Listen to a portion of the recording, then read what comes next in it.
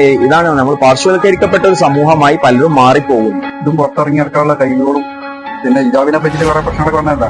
ഈ സാധാരണക്കാരെ അവഗണിച്ച് സ്വന്തം നേട്ടങ്ങൾക്ക് വേണ്ടി ഇതിനൊക്കെ ഉപയോഗിക്കുക. നമ്മളെ എന്ത് സംഗതി ആയിക്കോട്ടെ, നമ്മൾ മുസ്ലിങ്ങൾക്ക് ജീവിക്കാൻ പറ്റാത്തൊരു പോലെ ഭയങ്കര മോശമായിട്ടാണ് ഇസ്രായേലൊക്കെ. സാധാരണ ജനങ്ങൾക്ക് നിയമത്തിനെ കുറിച്ച് കൂടുതൽ അറിയില്ലെങ്കിലും പോലീസുകാർക്ക് അറിഞ്ഞല്ലേ പറ്റും. സ്ത്രീകളെ ചൂഷണം ചെയ്യപ്പെടുന്ന ഒരു സാഹചര്യം ഉണ്ട് എന്ന് നമ്മൾ എത്ര ഇല്ലാന്ന് പറഞ്ഞാലും അവർക്ക് നന്നായിട്ട് വികസിക്കണം അവരുടെ കാര്യങ്ങൾ. പക്ഷെ സാധാരണ ജനങ്ങൾ കണ്ടിപ്പോ പറ്റും.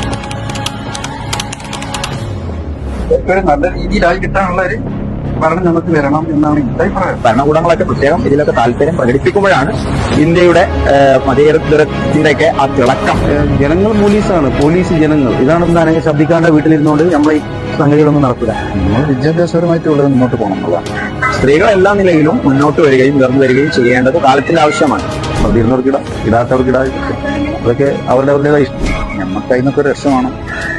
എല്ലാവർക്കും ഒറ്റക്കെട്ടായിട്ട് അതിന്റെ ജാതി മതം നോക്കാൻ പാടില്ല. ഈക്വലായിട്ടുള്ള റെസ്പെക്റ്റും കാര്യങ്ങളും കൊടുക്കുക എന്നുള്ളതാണ് എന്റെ ഒരു കാഴ്ചപ്പാട്. ഇതിനോടൊക്കെ നോ പറയാനുള്ള ഒരു തലമുറയാണ് വളർന്നു വരുന്നത്. നമ്മളായിരിക്കണം.